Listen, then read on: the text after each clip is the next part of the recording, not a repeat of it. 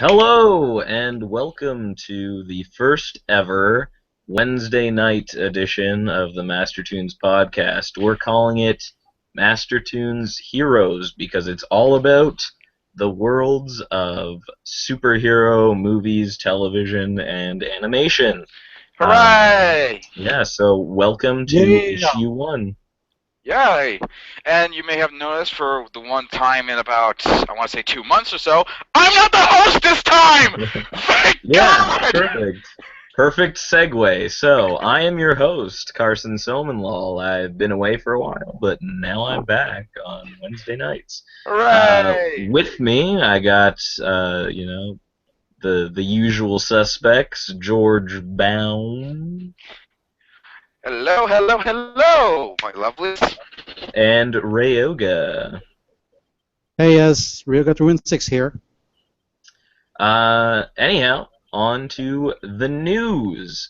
So this week, or maybe last week, I forget actually. Anyhow, whenever it came out, the MPAA has released the rating for Batman versus Superman.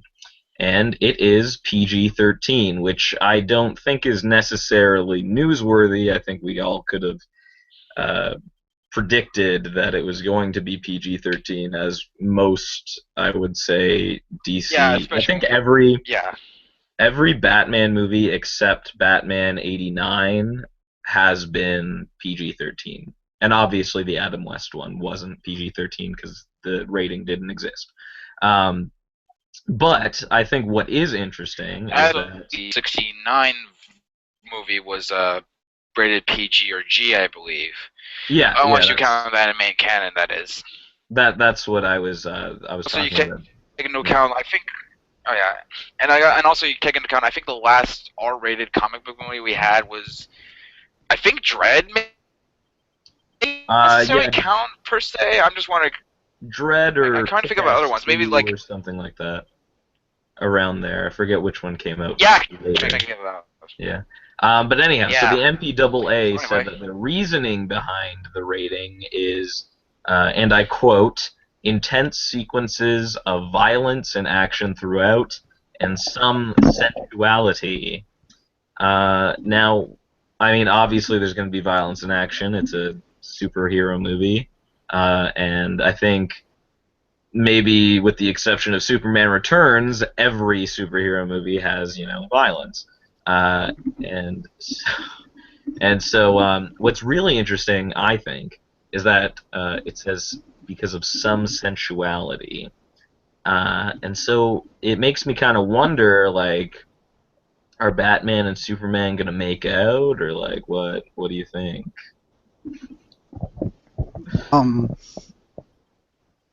George, you want to go first, or you want me to go first? Let's go with Ryoga. Okay, so to be all, I'm not really surprised with the rating for Batman and versus Superman: Dawn of Justice.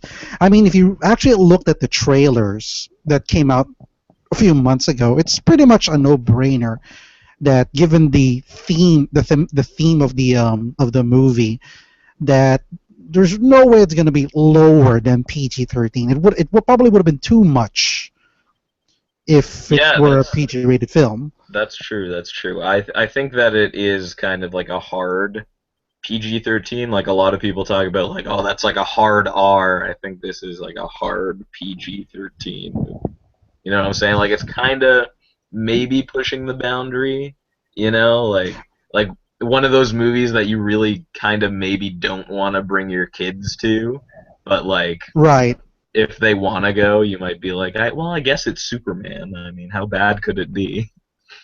And that's another thing, because of the fact that Batman and Superman are iconic names, there really is no way you could actually make it to an R-rated film, because that's gonna be that's gonna alienate a lot of people who would watch it. So they have to cut it down to a respectable rating that'll make everyone see the movie. So the PG-13 is pretty much the sweet spot there. So it's really not surprising. If this were a different DC movie, a lesser known DC. Like I guess we could say the Suicide Squad rated going to be rated R? I think it did. Did it? I don't know if it has a rating yet, but I would imagine they would aim for PG-13 again. Okay. I mean, I don't know, but I think just because they're kind of, building this universe, they want it to be accessible to the same audience every time. I think that would just make Yeah. sense. So I'm trying to recall the last DC property that was actually given an R rating. I really can't recall that much. Yeah, I don't think DC proper has had any. I think there was like Watchmen and 300, but that's more like Image Vertigo stuff. So yes, it's something like that, but not exactly DC stuff. Yeah. I mean, Marvel at least had a number of R-rated content under their banner. So yeah, they had the Punisher. The Punisher, for one. And I think Daredevil. Yes, Daredevil was given an M. I've watched it. It's given an MA rating because of the fact that it contains scenes of graphic violence. Yeah, basically, you get to people getting killed off in the most brutal way possible. But beyond that, that's it. Also, Blade, the Blade trilogy. Oh yeah, the Blade movies, the Blade trilogies as well. Yeah, I remember watching those. They were also rated R. So Marvel is pretty much ahead of their pack, but at the same time, Marvel knows who their audience is, so they make these properties that would appeal to this specific audience and don't have to appeal to everybody. But in the case of DC, they've yet to reach that audience. I would bet that if they're going to make a movie based on the character Lobo, then it would probably go for an R-rated flick. I think that's fair. And speaking of which, Fox did Fox say that the Deadpool movie is also going to be R-rated as well? Yeah, I'm fairly certain that Deadpool is rated R. So yeah, so that's the thing that DC has to overcome right now, is that yes, they're pretty much bringing out their big guns here, but at the same time, they don't want to alienate a specific part of the audience. Yeah, so it's got to come down to PG-13. Their money back, right? So. Right. Yeah. And besides, having a PG-13 does mean it's going to give a broader audience, and more people are going to watch it, as opposed to an R-rated film, meaning it's going to be limited to a specific audience. But since it's Batman and Superman anyways, that just putting those two in there is pretty much, it's going to be more than enough for them to rake money in. Oh, regardless of... I would predict that it's going to make over... $1.5 billion easy, I would say. Right. So there's really, really no way this movie is gonna bomb at all. I mean, people have been waiting their whole life to see this movie. Right. Yeah. So it's gonna have to be. It's gonna have to be something that's probably 100 times worse than Fox's Fantastic Four to make it bad. So, yeah. But not likely. Yeah, and even if it is bad, people will still go. It'll be like a Transformers 4 type of thing where they just exactly. Simply because you just got two names there. Sorry. Yeah, no problem. Anyhow, not a problem. I think that with that we should move on. Speaking of the DC Cinematic Universe, or the DC Extended Universe, I think is what they've officially named it for some weird reason. DC Extended? It sounds more like the Star Wars Extended Universe or something. It's weird. Anyhow, so speaking of which, the Flash movie has just announced its director, Seth Grahame-Smith. It is not confirmed yet that this is the director. They've just said that he's in negotiations to write and direct The Flash. Seth Grahame-Smith has directed 2 episodes of The Hard Times of R.J. Berger, and those are his only directing credits. But he did write the script for Abraham Lincoln Vampire Hunter, as well as the book that it's based on, the script for Tim Burton's Dark Shadows, and he wrote he's writing the Lego Batman movie. So we're kind of in mixed hands, technically speaking. Yeah, Like I mean, I haven't seen Dark Shadows or Abraham. I've seen the opening of Abraham Lincoln Vampire Hunter. I saw it with my dad when theaters, and right. it's an embarrassing story. I don't want to talk about it anymore. But anyway, this guy, Well, he, it's just a simple. It's okay. Abraham Lincoln Vampire movie. That's pretty much a mindless movie that you would Mhm.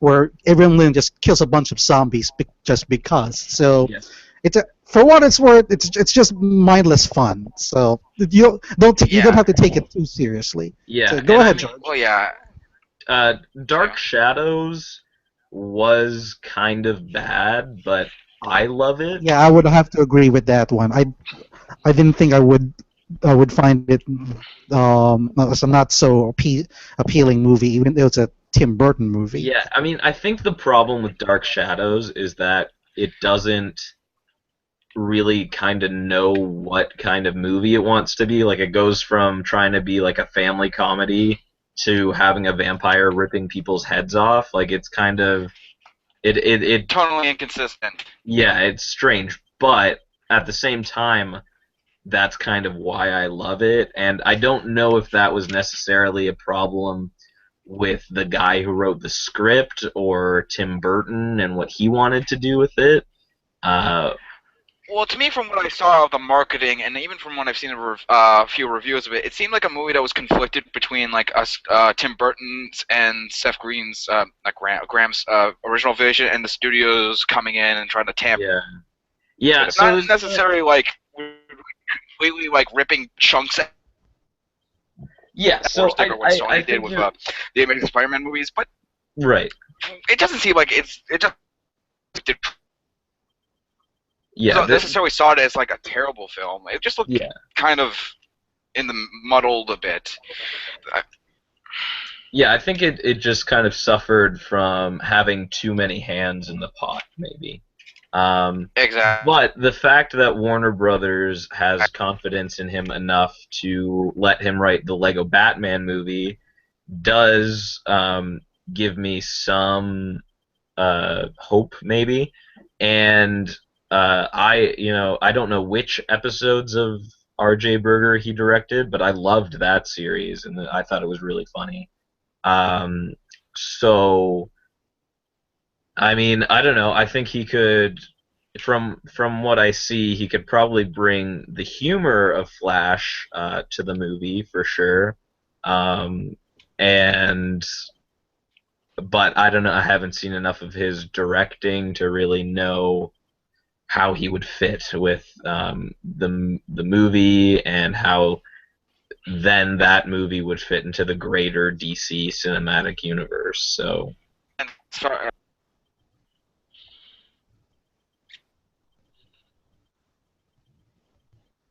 um, Hello, anybody there? yeah. Yeah, I kind of lost you guys for a moment, so I don't know if you guys were talking or I got cut off. Okay, yeah. I think I don't But know. yeah, so we have a director, so and then Yeah. let's see, we have the writers for what the Lego Movie doing I this, so have it's gonna be a bit lighthearted, and then we have Ezra Miller. And Yes. when's the movie come out? Uh, 2018, I believe. yeah, 2018.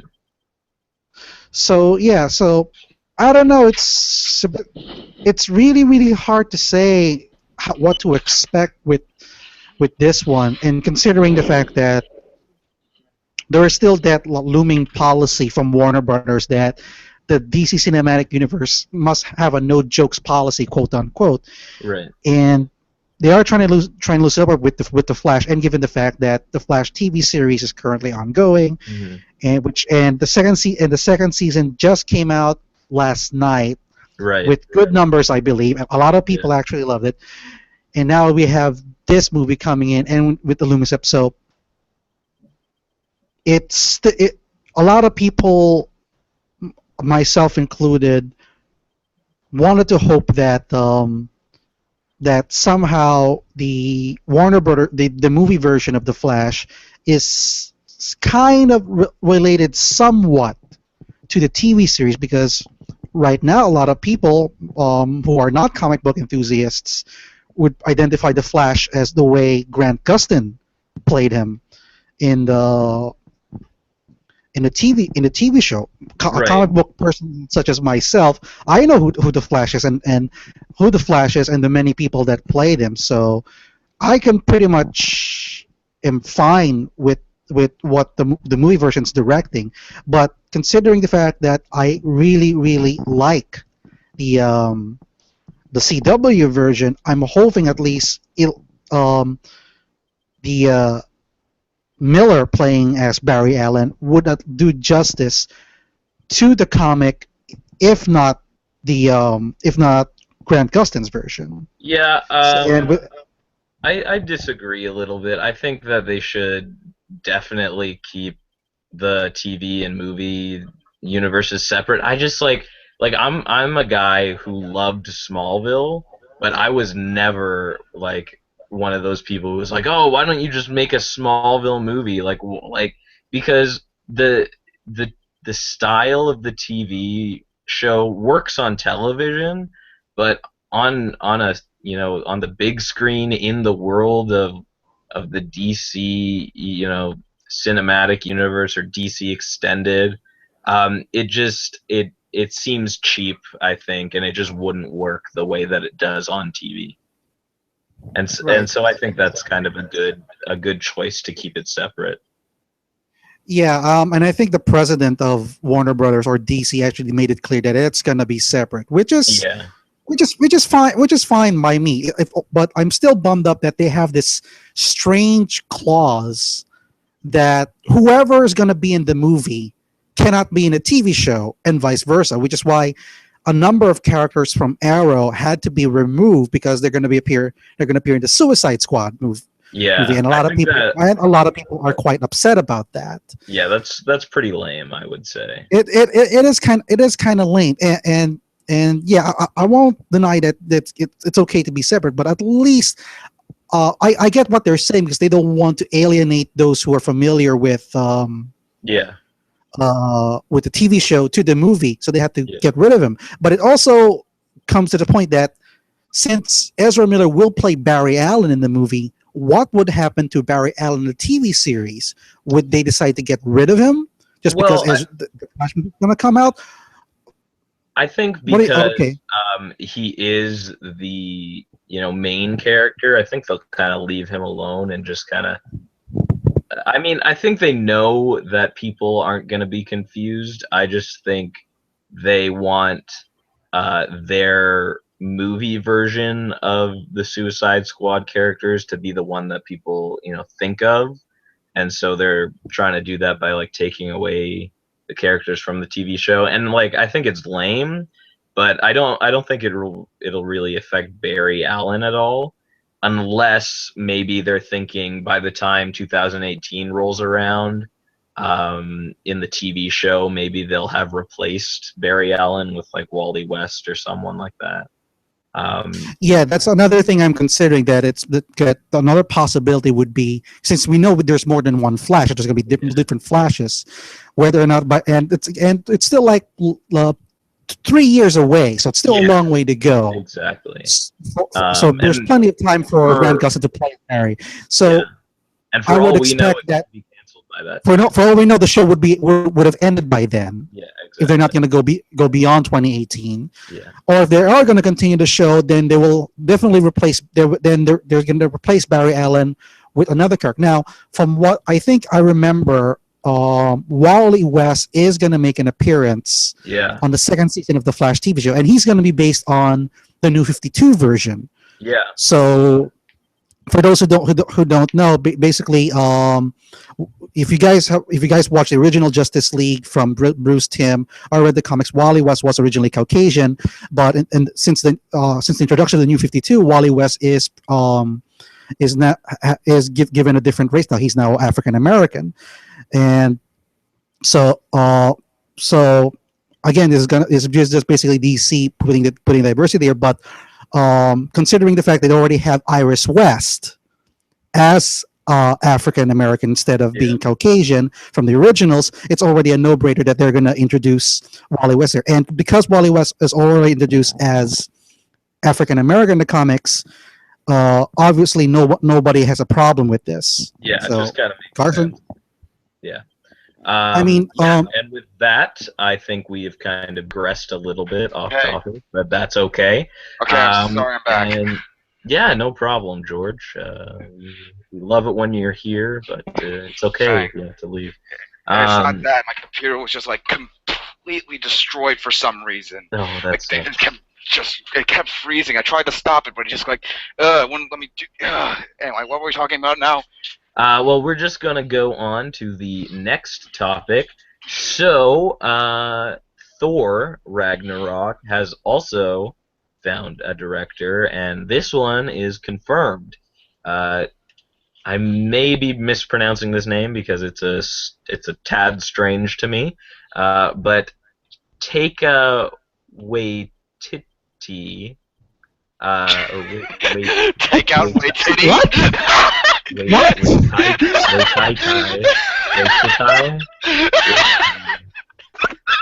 It's Taika Waititi.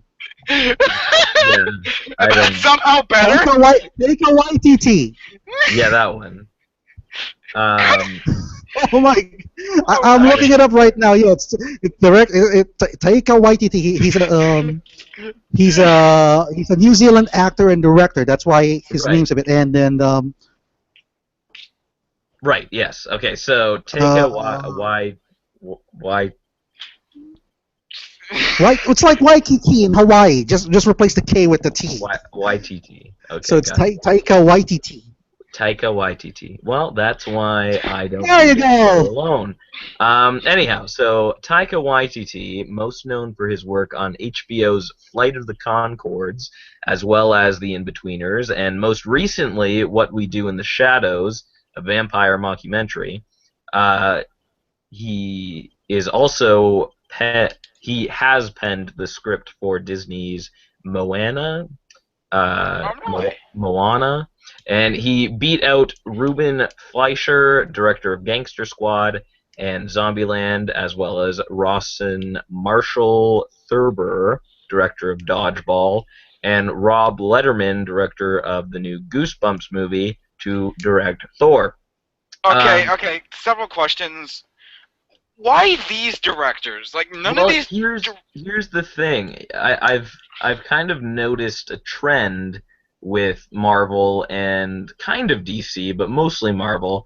They're getting these kind of new up-and-coming directors, maybe who have a couple bigger films under their belt, but still relatively unknown, I would say, who are for some reason usually from a comedy background, to direct their movies. Like Phil Lord and Chris Miller are doing, well, they were doing The Flash, right?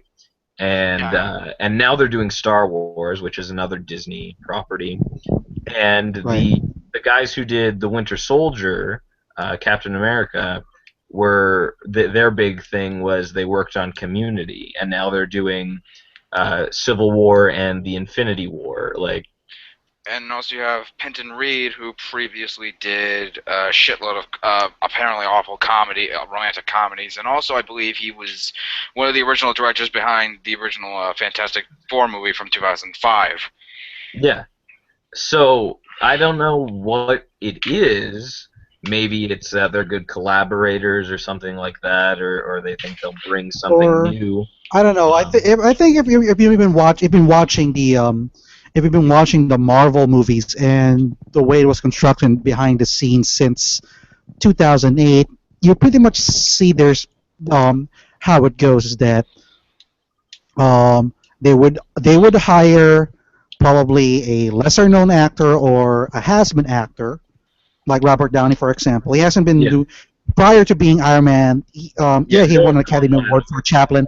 He wasn't doing great from between him winning his award as Chaplin and then Iron Man. But when he became Iron Man, then all of a sudden he's the highest paid actor nowadays. Yeah. So and since then, anybody who's been on a Marvel movie is being used as a jump starter to pretty much boost their career and name to everywhere else.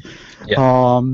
And it's not just limited to actors. We even have directors doing that. So Yeah. James Gunn started off with Guardians of the Galaxy. Now he's pretty much popular, and everybody wants him to do another work. So in the case of YTT, it's pretty much the same trend here. They're going to look for lesser known directors, have him direct the film, and if it becomes a hit, then surely the lesser known director is now a more famous director now, and everybody would want to have him on the next project.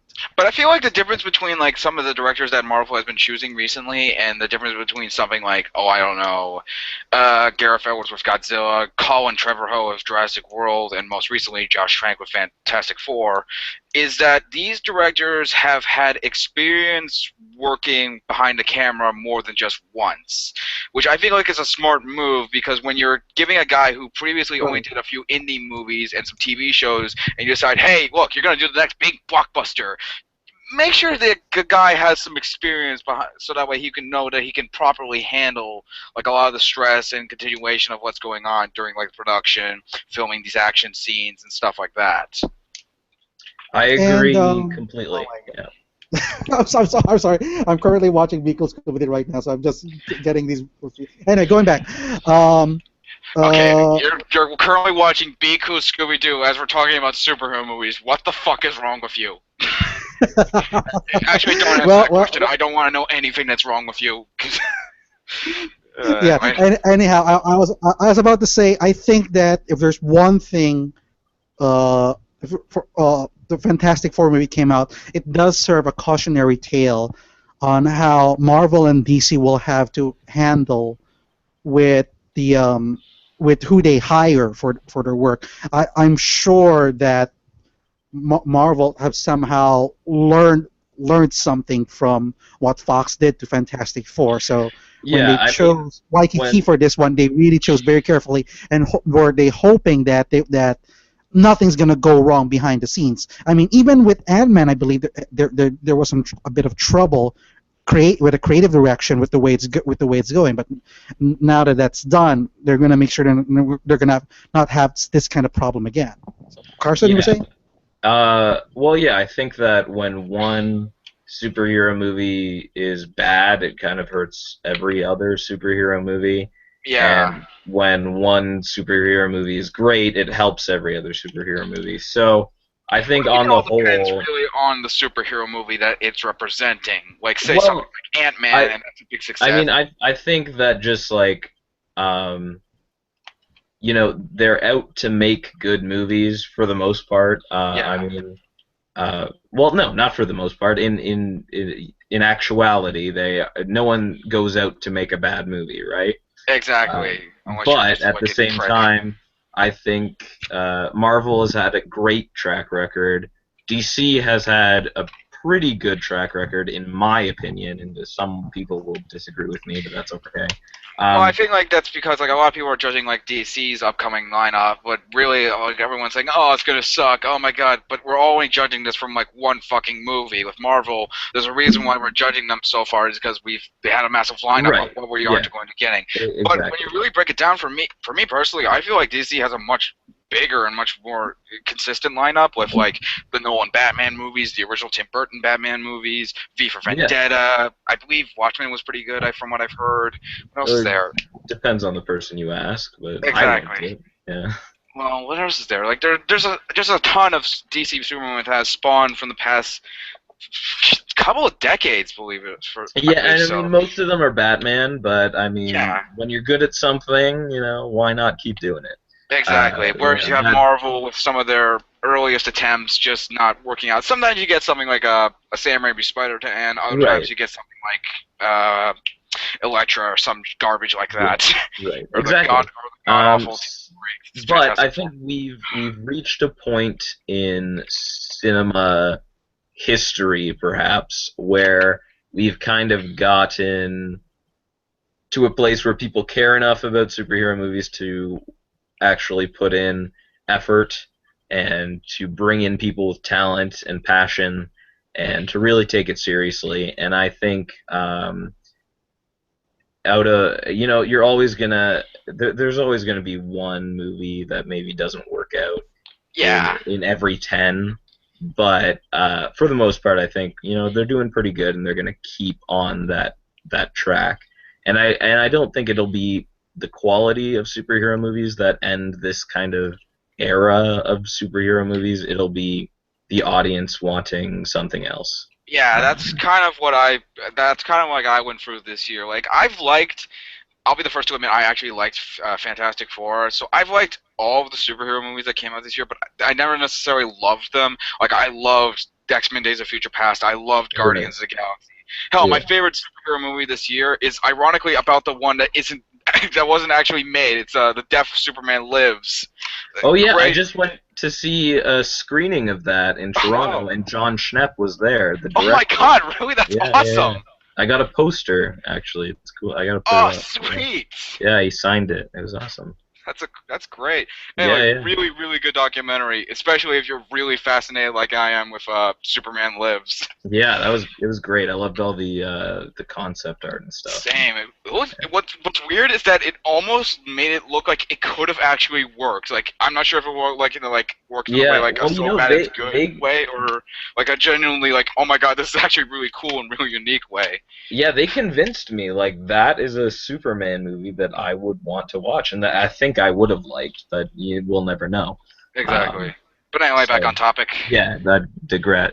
Anyhow, so in summation, uh, Taika Waititi, I think is an interesting choice. Maybe a good choice because the last two Thor directors have been more. I mean, Kenneth Branagh obviously is classical. Yeah. He's of the Shakespearean world, and then they got the Game of Thrones person to come in, and so Yeah. they seemed like a good fit. But I mean, I was kind of disappointed with both movies. So I think maybe going outside of that realm of like fantasy and Shakespeare and all that might bring something good to it. Well, I think it all depends on personal taste. Like, I personally am a big fantasy nut, so I personally really enjoyed both movies. So, I know why. Like, a lot of people don't. It's just Yeah, my I mean personal preference. But I think this guy is a good director. I've only watched the first 5 minutes of What We Do in the Shadows currently, right. and I'm currently really into it. I just got busy with other stuff. Mm, It's really good so far, and I haven't seen Flight of the Conchords or his other previous movie, I believe, right. called Boy. But I might check them out in preparation for this to see if like he's real for material. But if not, I'm still hopeful for it because I Yeah. really only care about like what's going to happen because I feel like this is one project I'm really interested in, along with like a lot of the other ones like Doctor Strange and stuff like that. Yeah, and I think just seeing Thor and Loki. Actually, is Loki in Ragnarok? I don't know. I'm not sure. I don't know, but hopefully he is because I think Thor and Loki together are always. Everybody will riot if Tom Hiddleston's not going to be there. Yeah. That's basically one reason why the Thor movies got popular, and it's basically Tom Hiddleston as Loki. Yeah, for sure. And I think Thor works best with Loki. Yeah, definitely. So, there you Right. go. Anyway. Anyhow, on to the next topic. So it has been rumored for a while now that George Miller would be directing Man of Steel 2. However, he came out and confirmed that he was in talks to direct a DC film, but it didn't work out, so he, at this moment, will not be directing any DC film. And he also said, but this is what's interesting. In the same interview or whatever he was doing, he said that I hope the next film I make is a very small film without any special effects and not many stunts.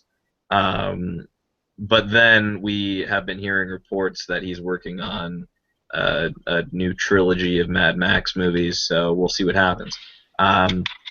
But in my opinion, I think DC went to him. They were like, "Look, you almost made a Justice League movie. Would you want to make a Superman movie?" And he was like, "Nah, I'm gonna go make Babe 3 Hamlet." So, yeah, I mean, I think it's disappointing for sure.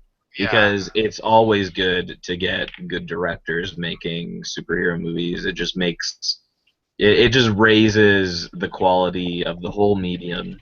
Exactly. Um, but I mean, there are tons of great directors who can, you know, direct movies Exactly, still and too. plus, I feel like after something like Fury Road, which is one of the most over-the-top and insane movies I've seen in my entire life, I think Yeah, it makes sense that he would want to go down to like something more grounded and much more smaller scale. Because I don't think like he could, even if he was directing a Superman movie, I doubt he would be able to like match the craziness of that fucking film. yeah, and I mean, I But don't think he. it's disappointing. But at the same time, I kind of get why. Yeah, But again, it makes you wonder what would have happened. Plus, I believe he was also in talks to potentially do like a Justice League Dark movie. I believe. yeah, people were saying that. Yeah, and I think that would have been really good too, because I think the weird stuff that he brings to Mad Max would have worked well in a Justice League Dark. Yeah. And I think I don't know. I'm not certain that we'll ever see Justice League Dark, at least not in the next 5, maybe 10 years, just because of the way they seem to be going about their movies. But if it did happen, I would love it, because Swamp Thing and Constantine and all of them, they're like really cool characters. So, Yeah. I think that'd be cool. But anyhow, it's sad that it's not happening. But I don't think it will never happen. I think that George Miller will take time off, direct a smaller movie, maybe do another Mad Max movie, and then Warner Brothers might come back and be like, "Hey, we got this cool character. Maybe you wanna direct it?" And he'll be like, "I don't know," and they'll be like, "We'll pay you a bunch of money," and he'll be like, Yeah. "Okay, I guess." Um, Basically, we'll pay you a lot of money, give you a lot of cocaine that you used up on Fury Road, and just allow you to go fucking nuts with the character. yeah. Yeah, I think if I, they give him kind of like a weird character that he can go and play with, he'll be yeah. happy. Well, I feel Um, like that's what I like about what was Marvel did last year with James Gunn, especially with yeah, Guardians of the Galaxy. Like, I yeah, love the fact that like they're giving more. This is something I wish DC would do as well. Like, they give like a great director just a very obscure character and just do whatever the fuck they want with him instead of like, because that's what I'm liking so far from like their entire lineup. They're going with a little more obscure with some of their lineups because I don't think a lot of people have heard of these DC characters, but not like they're not like mainstream. So yeah, I'll be interested in seeing who they get to direct some of these movies, like with James Wan directing the Aquaman movie, which I think is yeah. interesting. I think that's a great choice. I think that'll work well. Yeah. And Jason Momoa as Aquaman, like that's just Oh, perfect yeah, casting. he looks fucking That's awesome. ridiculous. But anyhow, Moving on. we'll see what happens in the future. He's Yeah. also kind of an old guy. He's getting up there, so hopefully he doesn't die before he Yeah. directs the superhero movie, because I think that's a perfect fit. Yeah. Um, But I mean, like, anyhow, I think it's impressive a man in his 70s managed to like oh, outdo a good amount of people's action movies in the last like 5 years or so. it's crazy. It's crazy what he did with that Especially movie. if you've seen like some of the behind the scenes stuff. It's insane that a guy in his goddamn 70s managed to direct a good amount of this stuff. Yeah, I mean, he could play Superman. Fuck directing it. He is Superman. That needs to fucking happen. In fact, And I want to see a George Miller Superman where he just plays everyone and he's the main director. He's just everywhere. it's just him with a selfie stick. Yeah. I want to see like George. I've said this before, and I'll say it again. I want to see George Miller direct everything, like just everything. Give George Miller all the money so he can make all the movies. In the words And of Dave Babe from 3. It needs to happen, Babe 3. Yes. Anyhow, so now we move on to our next segment, let's call it. I like to affectionately call it Says Who, where we pick out some stuff, some rumors, some things people said, and talk about them. So, first up, at a recent Q&A, Marvel Studios exec Jeremy Latcham revealed that Infinity War will act as a conclusion to the Avengers as we know them. He says, and I quote, "I think it definitely is an end to some version of the team that we've come to know as the Avengers. Who knows exactly what is going to happen yet in that film, but I think this version of that team, and, excuse me, and I think we start to hint at it at the end of Age of Ultron will be evolving. So we see at the end of Age of Ultron, there's a new Avengers team consisting of Falcon, War Machine, Scarlet Witch, Vision, and I think that's it.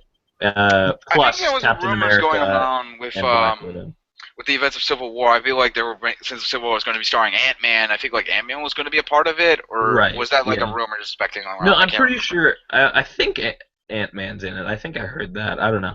But That would yeah, make so sense, basically, though. it's like Captain America's new team, and he's like, "Oh, we gotta make them work together or whatever." Yeah. Uh, and then Iron Man and the Hulk and all of them kind of went their separate ways, like the end of the first Avengers.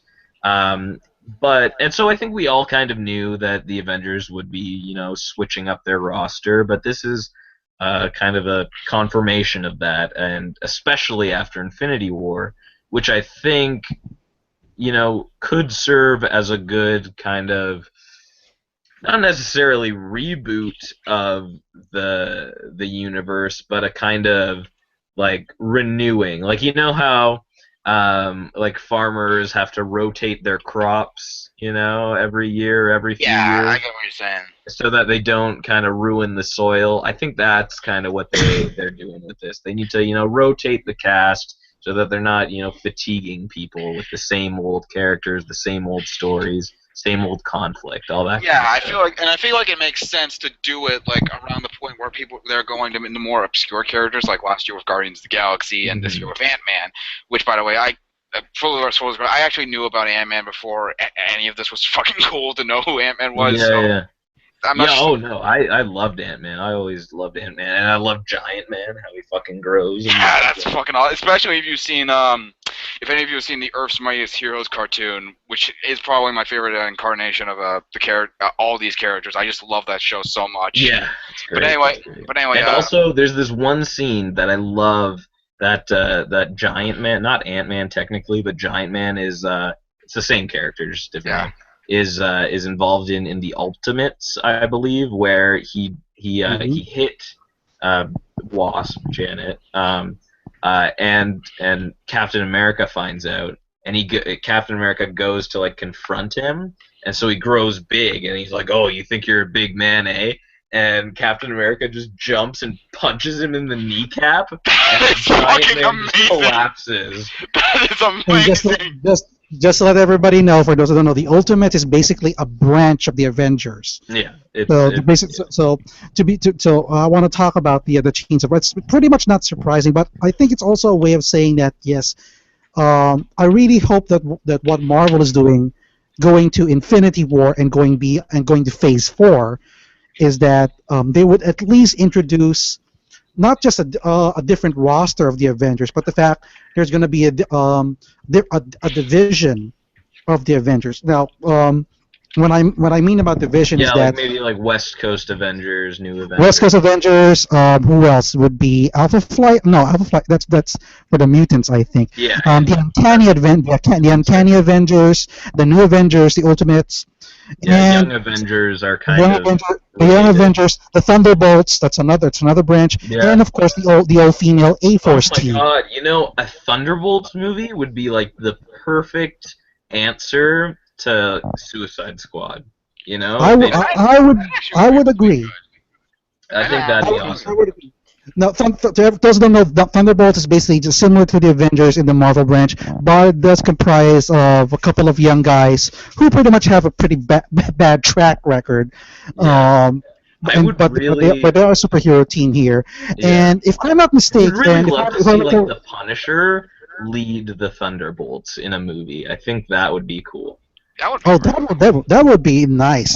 Someone Yeah. like a Punisher leading those Thunderbolts in. Especially because So they got that actor. I forget his name, but the guy from Walking Dead. John Bernthal. Yeah, he's John great. Bernthal, that's what his name is. Yeah, John Bernthal. I remember him as from The Walking Dead and in Fury. So he's basically going to play the Punisher here. He's He was great in Fury? Yeah, Yeah, he was in Fury. Oh my god, I didn't know that. Yeah. He was, weird. Anyhow, so yeah, I think that's good. I think it's good to change it up. I think that's how we avoid superhero fatigue. Everyone's like, oh, people are Right. gonna get tired of And superhero besides, movies. to be fair, Robert Downey's pretty much an old guy now. He really can't Yeah, play Iron Man forever. he's getting So up so there. and I believe Chris, who I want to read, Evans.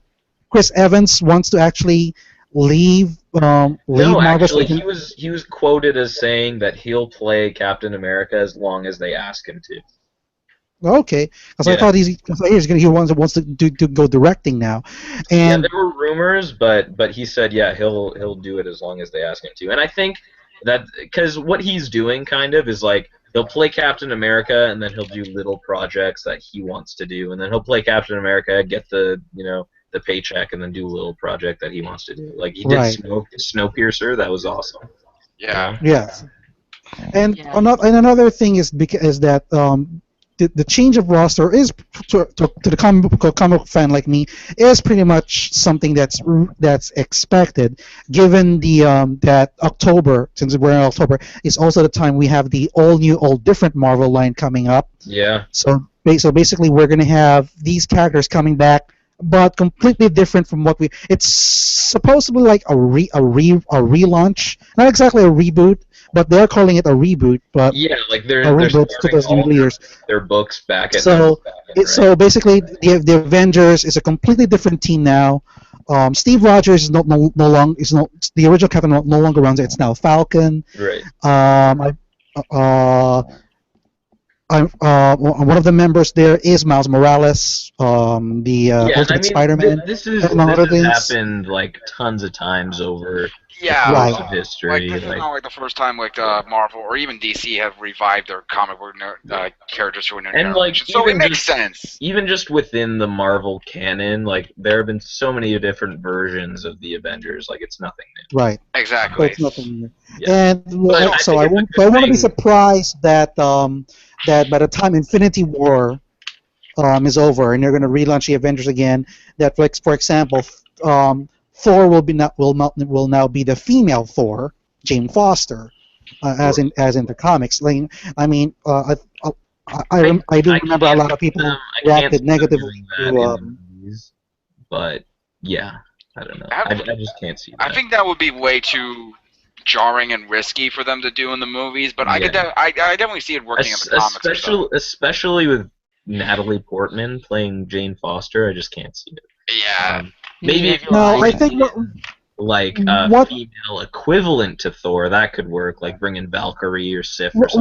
well, here's the thing: is that in the comics, in the comics, Jane Foster is actually dying of cancer, and I didn't read the rest of the comic and how she ended up wielding Mjolnir, other than the first issue, and why she was deemed worthy. But Mjolnir is basically what keeps her alive. So as long as she's the current Thor, she will prolong her life from her cancer, while the original Thor Odin's son, is gone to places unknown. So basically, he has his own adventures. But for now, the current Thor is indeed Jane Foster, and as Thor, as the new Thor, she basically has a completely different design in terms of to her body shape, where she's a bit muscular and all that. But as Jane Foster, she is very, very frail. So if they're but for the most part, she always has this mask on, so you really have no idea who's behind it. So I wouldn't be surprised if they'll just hire some blonde, muscular woman just playing the Thor and then doing all this Asgardian talk. But for characters like Sif and Valkyrie, well, they're I wouldn't count on them pretty much in that level just yet. And besides, Jamie Alexander, who plays Sif in the Thor movies, is currently playing the main character in the NBC's Blind Spot. So that character's pretty much thrown out of the bag. Yeah. Guys. Pro, you got any opinions on this? Nah, I'm pretty much there with ya. Although it would be interesting to see what they would do with the Ultimates, even though they're never gonna do that version of the Avengers. Yeah. Yeah, Well, I mean they did those animated movies, those two Ultimate animated movies, and they were just kind of weird. I mean the Ultimates in themselves are just kind of weird, and I don't think they're very accessible to the general They audience. are not. Trust No. me. I think it I depends. would. Like, I feel like you would have to like really ease the audience into it instead of just like, hey, look, here are these characters replacing the new ones. Like, I feel like you would save that for like mid Phase 4, not the beginning of a Phase 4. I feel like Phase 4 would begin like something like very small, and then you ease them into something larger. That's what I feel like Marvel is doing really well as of late with Phase 2 and Phase 1.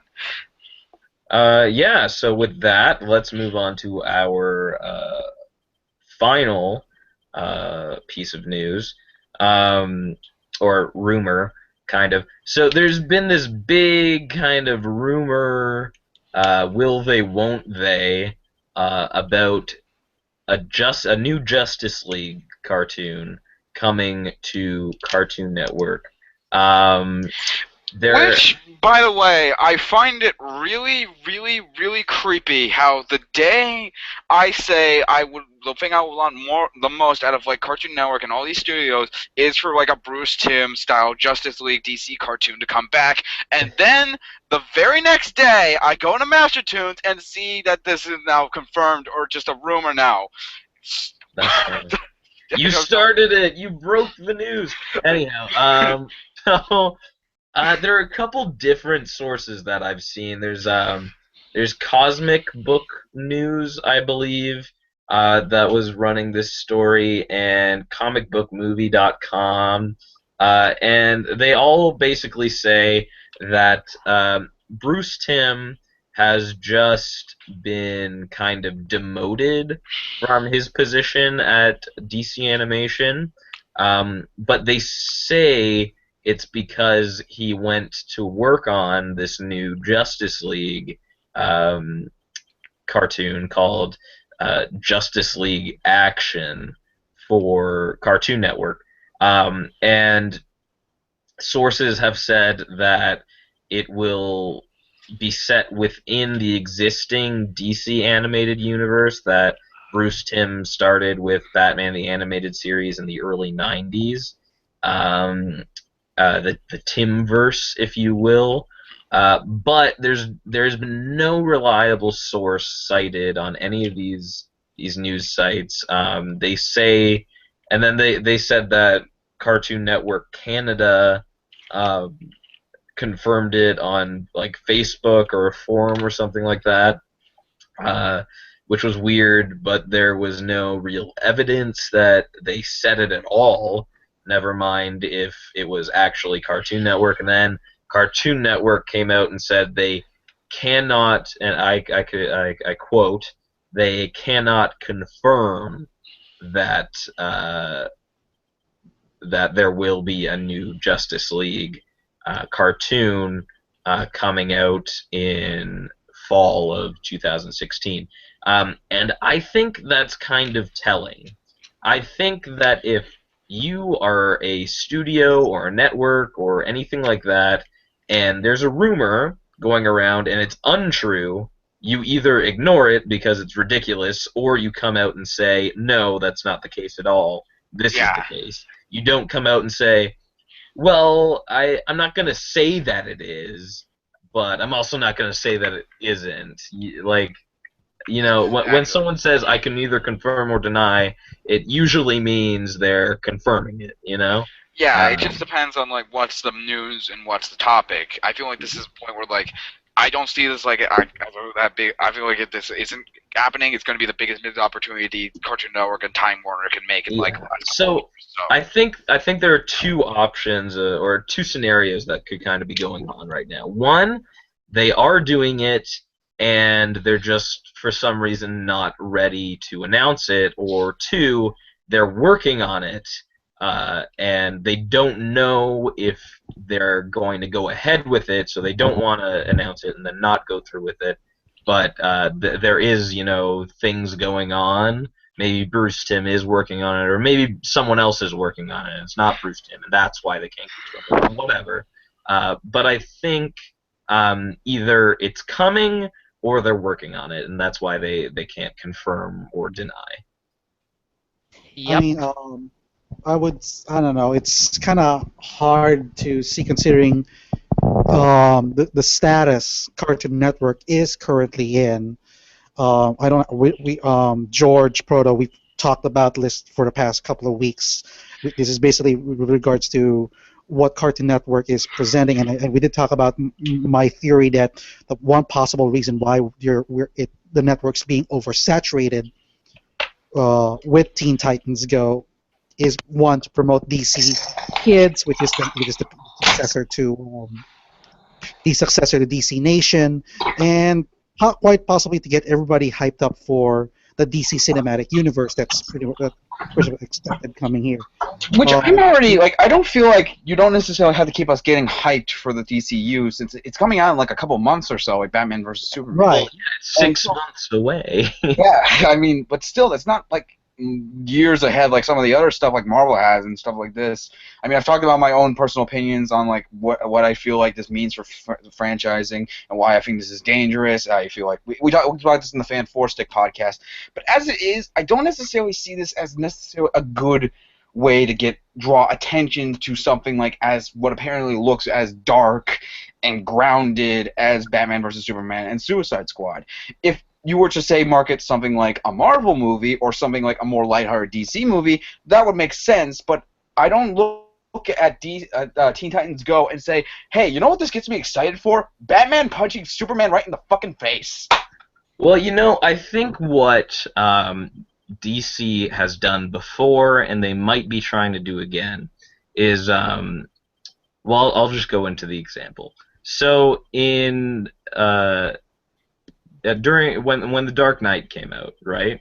Oh yeah. There was this big push for a dark, gritty Batman, and so they made it. They made the Dark Knight, and it really isn't kid friendly at all. Oh fuck no! It's just not, and that's the reality. And sure, they came out with some toys, but like it didn't really lend itself to like a whole toy line. They came out with Batman, the Joker, and the Tumbler, and that was pretty much it. Yeah. And so what they did to kind of combat that from a business standpoint by getting the kids who are traditionally the core audience of superheroes and the people who actually buy superhero toys aside from the sweaty nerds who go out and buy statues. But whatever. Anyhow, so what they did was they made Batman the Brave and the Bold, which was a much more kid-friendly, light-hearted version of Batman, where they had a ton of DC characters come in. They could make a ton of toys. They had a toy for every character: Batman, Aquaman, Green Arrow, Blue Beetle, you name it. Plus all the vehicles they had, all this stuff, and it was light and bright and fun, right? Yeah. Meanwhile, on the screen, you had Christopher Nolan's Dark Knight, which was like the darkest thing you've seen other than Watchmen, right? Exactly. Yeah. It was basically the darkest non-R-rated superhero movie ever, I would say. Maybe I'm wrong. Yeah, definitely. I same, agree. Yeah, and the same thing kind of happened in the 90s when Tim Burton's Batman came out. That was pretty dark. People weren't wanting to show their kids that, and especially Batman Returns, because like the Penguin was all weird and like bile-y and like bit Well, here's the people's thing with noses. both Burton movies, because like when you look back at them, especially when they came out mid '80s, late '90s. Right. Here's the thing: both of them were rated PG-13. Now I know that doesn't seem like a lot nowadays, but Right, but at the time, they created PG-13 because of Batman and Gremlins and all these movies that weren't necessarily R material, but they weren't good for kids either. Exactly. So and they so, created like, this back kind of then, middle ground. A PG-13 movie was almost viewed as like going to take your kid to go see like an R-rated film. Like Right, exactly. But like And nowadays, so- you look at them; they're pretty tamed. Right. Some of them But are. at the time, it was weird, and you had like the Jack Nicholson Joker with like and the girl with like the mask and the weird face. Anyhow, so what did they do? They made Batman the Animated Series, which was a darker version of Batman than what we've seen previously on TV.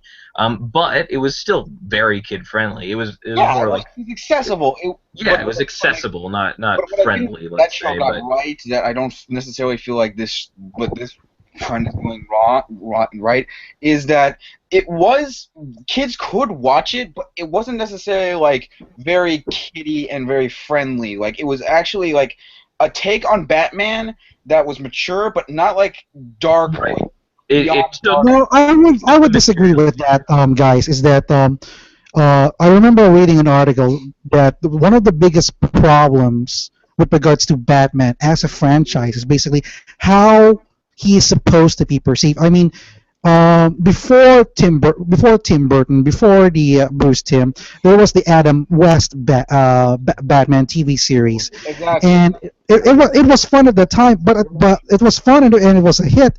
But at the same time, um, a lot of it also received a lot of criticism because this is not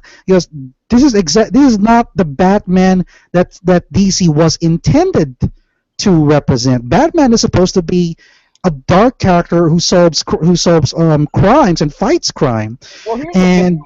I and one wholeheartedly.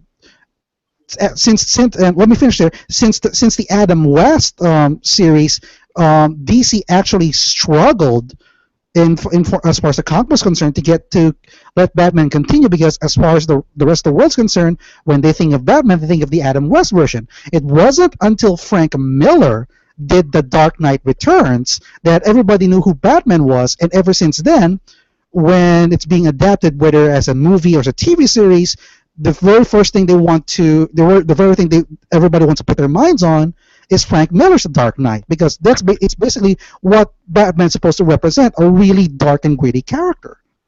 Well, here's the thing. Yeah. I disagree with that. Like in terms of what the character was represented, because I feel like that I love that show. Like I have like a ton of recordings on like a classic TV network. I've been watching it a lot, and hell, I actually have been recently reading Batman 66 Volume 1. nice. Yeah, nice. Really, really good comic. It captures the spirit perfectly. But what I like about the show is, despite the colors and like the camp value, it doesn't necessarily disrespect Batman. Like it's No. still like a Batman. It's just viewed as like a detective show, because that's what Batman was in the '60s. Like he was being compared to Sherlock Holmes a lot, like the Sherlock Holmes of the comic book. So they took that idea and put it into a show. Like a lot of the episodes, like the Riddler or Joker, it's revolved solving a mystery. Yeah, so I and feel he's that- always like elementary, my dear Robin, like that kind of stuff. It's like, Yeah. Robin, you have to be 3 hours early. All this, like giving him like lessons and shit. Like it's great. So, like, if you have something like that adapted nowadays, where Batman is viewed more as a dark character, yeah, that would get scoffed at, but you have to remember, that is a product of the times, and just because it came out in that particular era, the Silver Age of Batman and stuff like that, doesn't mean you have to disrespect it or just shove it off as Batman canon. Because Right, which is why We Batman wouldn't Brave have and the any- Bold, the animated series, was so great because it embraced that period of Batman without making fun of it at all. It Exactly. embraced it. It celebrated it. And that's what I feel like I'm really liking about what's going on now. I feel like the best superhero movies, and even like some of my favorite superhero movies, embrace the era of which they came from. Batman Begins, V for Vendetta, the original Spider-Mans, Batman the movie. I love. If any of you haven't seen Batman the movie, it's fucking amazing if you love the show. Some days you just can't get rid of a bomb. Toss me down! The shark repellent bat The spray! bat shark repellent. I love how, like, in the belt, there's a wide array of different, like, repellents. Yeah. But anyway, yeah, like, that's what I love about, like, what's going on now. Like, they're embracing the era of Batman, but I feel like some of the ones that don't get it right don't necessarily, like, get what made that particular Batman so great. I think a good example would probably be like Frank Miller's recent work and what we're currently seeing of like the Dark Knight Returns Part 3. Is that Yeah, and like Beware the Batman, that was kind of weird because like it wasn't embracing any sort of Batman. They were trying to make their own, and which is fine, but it just kind of didn't work. Yeah, I like mean, I feel like there's a it's kind difference. of- yeah, I would like to say something about Beware the Batmans, that it's basically made by basically everyone who did Batman the animated series except Bruce Timm. He's the only one who's pretty much not involved in the project. So Glenn Murakami is one of the producers there. Glenn, who not only worked on Batman the animated series, he was also the producer of the original Teen Titans series. So we have that, but because he doesn't have Bruce Timm's input, they have to do their own thing. And one of the things that was so upsetting with Beware the Batman is that it fails to describe exactly what's this Batman supposed to be. Is this supposed to be a Batman in his younger days when he was still green and where he's still trying to gain the ropes, or is he still this Mary Sue kind of character that we know?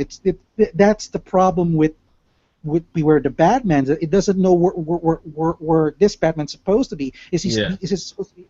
And it's supposed to be somewhat before the major villains appeared, like the Joker, the Riddler. So we have these lesser known villains. So you're thinking this is like a prequel of sorts, but yet in the case of the way Batman's being presented, it's like it's the same person as he is now, but it's with only younger. Well, I feel like also like when it comes to like representing of the character, and this is something I talk about a lot. I feel like there's a difference between being a very dark film and being a mature film.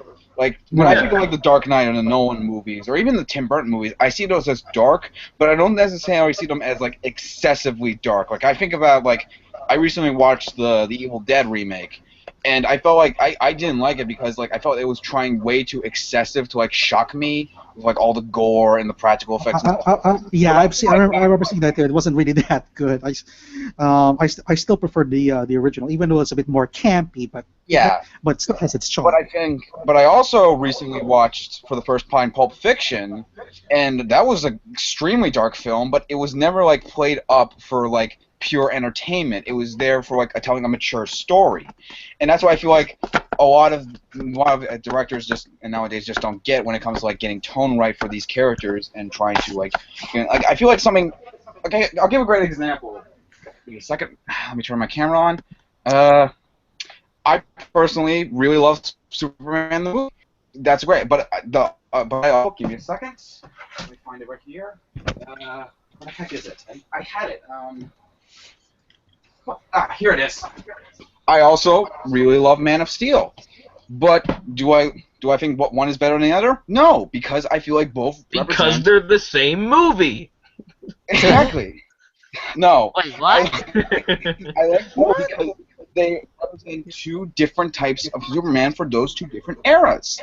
And both deal with their own struggles, both deal with their own ideas, but don't necessarily like insult the characters. And that's why I feel like DC's not getting right nowadays, like with what we were talking about last week. So I feel like if this show, like if this actually confirmed to be real, and Bruce Timm is really working on a new Justice League series, I'm really excited for that because this will be. I think I don't know. I think I remembered not exactly just Bruce Timm, but one of the men who's also spearheading the project is Kevin Conroy.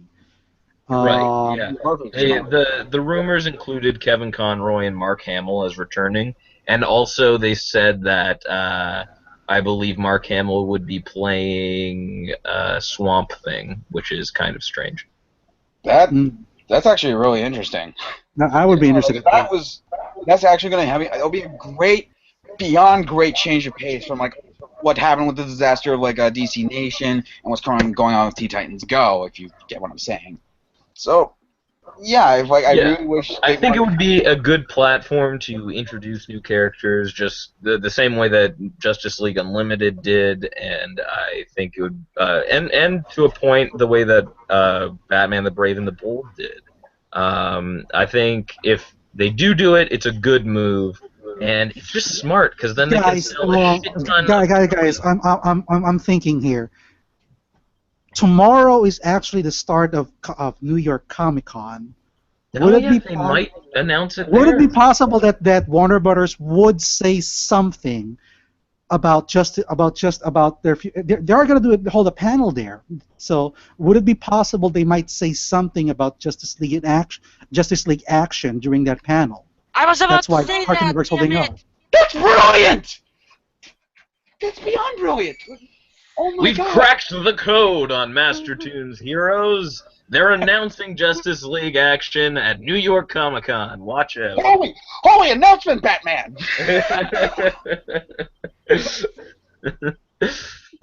Come on, I had to. Oh, goddamn. Well, I think with that we've talked way too much about this in particular, Yeah, I think and it is running a little bit longer than I had wanted it to. So with that, I think we'll end it off. I think it's a good yeah, place. Do you definitely guys that's agree? Yeah. Yeah. Okay. Well, I think this has been a very successful first issue of Master Tunes Heroes. yeah. Thank you for joining us. I'm your host, Carson Somenlal. With me, we have Ryoga. Where Okay. can we find you, Ryoga? Okay, as always, you can always find me on YouTube. On YouTube, just search up for Ryoga316. Also, I'm also running a Facebook group, Animation Nation, which is a sister Facebook group to Master Tunes Assembled. So be sure to check that out. And we also have Proto. Where can we find you? On YouTube as Proto for Fight. There you will find my social media links. And last but never least, the boy wonder, George Baum himself. Where can we Oh, find not the you? boy wonder. Call him the smooch. The smooch, where his kisses bring hope. Anyway, The smooch, George Baum. Anyway, if you want to find me, you can find me on plenty of places. I'm on Twitter at ArielRocks5. I'm on Facebook by my title name, and you'll find me easily if you want to be friends with me. If not, then that's fine. I don't accept a lot of friend requests anyway. And you can also find me recently on Letterboxd under my other name, the same name of my Twitter, ArielRocks5, where I do reviews of current movies and also old movies. I'm also currently in the midst of figuring out what to do with my in-house critic page. There's a reason why I haven't updated there a lot recently. So if you want to see what I'm doing there, I'm going to be updating a bit soon on what I'm going to be doing with that page and the current production of my new video review. So you want to keep on an eye, look up for facebook.com/page/in-house critic, and you'll find me there. And yeah, that's about it. And if you want to keep in contact with all of us, and you like to join the and you like the podcast and you like watching them, please subscribe. And also, if you want to keep in contact with us, join Master Tunes Assembled at facebook.com/groups@Master Tunes Assembled, where you can talk to all of us, whether you want to or not. Yeah, and you can find me on Twitter at Carson Somenlal. Good luck spelling my last name. On Instagram, I've been posting a lot of art lately, actually. Alright. At Dr. Somenlal. You can find me on the Master Tunes Assembled group, where you definitely should join if you haven't already. You can talk about all of this stuff way before we ever filmed the podcast. That's where we get all of our news from, all of that good stuff, where we all met each other, you know, it was fun. And, of course, you can find us all on YouTube right here at Master Tunes Podcast, and you can find myself on YouTube at the Darth Turd. That's my YouTube channel. I have a couple short films, miniseries, and all of our original Master Tunes podcasts back before the days of Google Hangout. Well, before we discovered it, anyhow, when we were using Skype. Yeah. Anyhow, so Hope you like like I said, the really grimy sounds of us bitching about random news that no one cares about currently. yeah. So if you have an hour and a half to spare, go check those out. Anyhow, see you guys next. Not next week. This is going to be a bi-weekly show. I think that's what we're going to try, just to let the good news accumulate. So we're not talking about little itty bitty stuff. And we will see you in 2 weeks' time on Master Tunes Heroes. Podcast time, same podcast channel. Perfect. Yeah, same master time, same master channel. See you guys later.